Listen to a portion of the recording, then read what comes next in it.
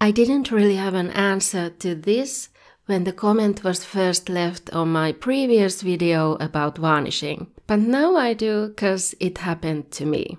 So let's go through how to avoid or solve some of the problems that might come up when you're varnishing your acrylic paintings.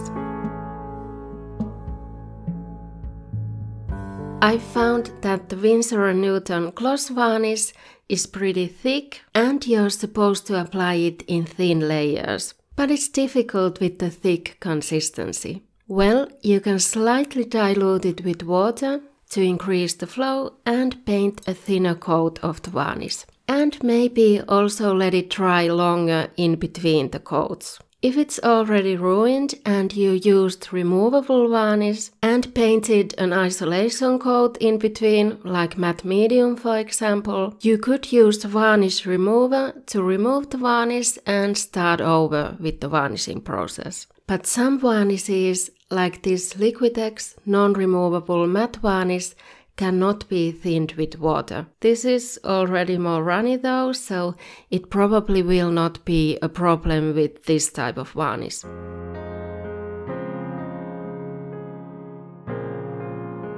Sometimes you get visible brush strokes from the application of the varnish. If it bothers you, you can diminish the appearance of the strokes again by applying thinner layers, possibly adding a bit of water like we talked about, and applying it into different directions. For example, on the first layer, going through the painting from top to bottom horizontally, and on the second layer vertically from left to right. You could also try a sponge brush or a paint roller instead to make the application look smoother. But it's not recommended for all varnishes. And there are spray varnishes which might help since you don't need any kind of a brush for them.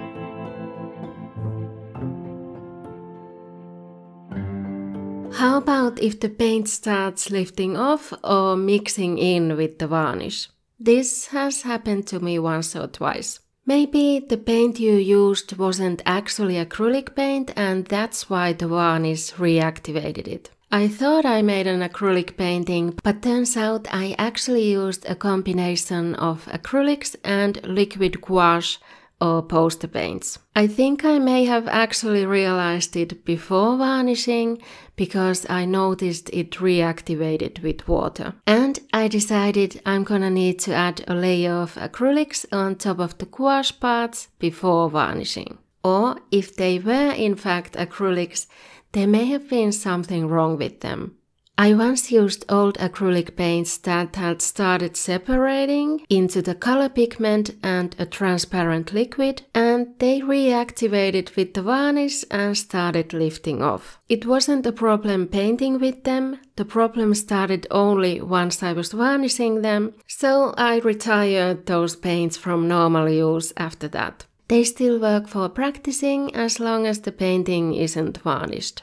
Luckily, the parts of the painting that were lifting off were so small I could fix them and re-varnish those areas and it wasn't too noticeable. Or the third option is that maybe the painting just wasn't dry enough when you started varnishing. Although I feel like that's unlikely with acrylic paints because they dry so fast, unless you use some kind of a slow drying medium. But they do recommend waiting at least 24 hours or 72 hours before varnishing, depending on the varnish.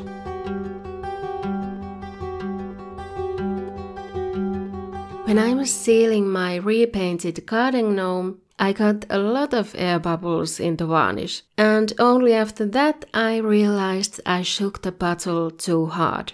It even says on the bottle, stir gently before use. So the next time I instead turned the bottle upside down a few times to mix it, to not get so many bubbles. And try to get rid of the bubbles as you apply the varnish, because they could cause problems later on.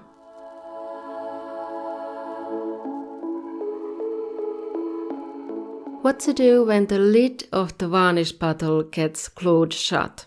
I've had this problem many a time with the glass bottle version of the Winsor & Newton gloss varnish. If there's any varnish left on the rim or the bottleneck, or inside the cap, it's gonna get glued shut. When that happens, you can put it upside down in warm water for a while, and I think I've also tried probing under the lid with a bread knife or something, and putting a towel or tissue paper on the cap to get more friction. And it does eventually open, but this isn't my favorite type of container for a varnish. Now, what if the brush you were using goes rock solid even if you washed it after varnishing?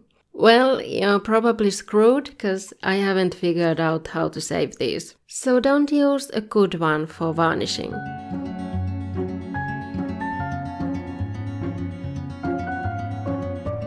Is acrylic varnish toxic? The Winsor & Newton Galleria varnish smells horrendous. I think that alone tells you that it's toxic. According to their website, it contains MBIT and BIT, which means methyl isothiazolinone, and it may produce an allergic reaction. So it's best to use gloves and varnish in a well-ventilated area, so windows open, air purifier on, or outside or in the balcony, whatever works for you. And as a side note, when you're not using the varnish, store it away from sunlight. The Liquitex non-removable matte varnish does not smell, but smell-free doesn't always mean non-toxic. But it seems to have either low toxicity or be non-toxic.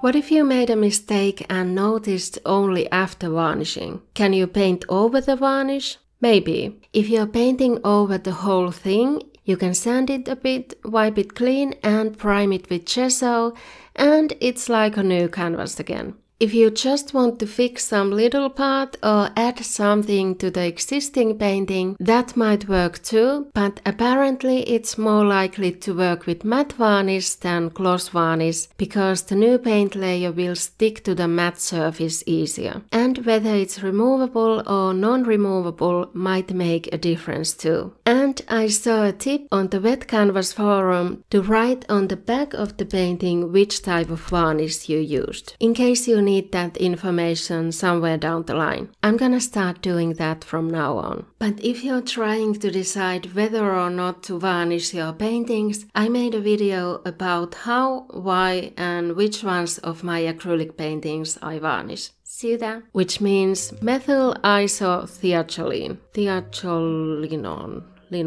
Methyl isothiazolinone.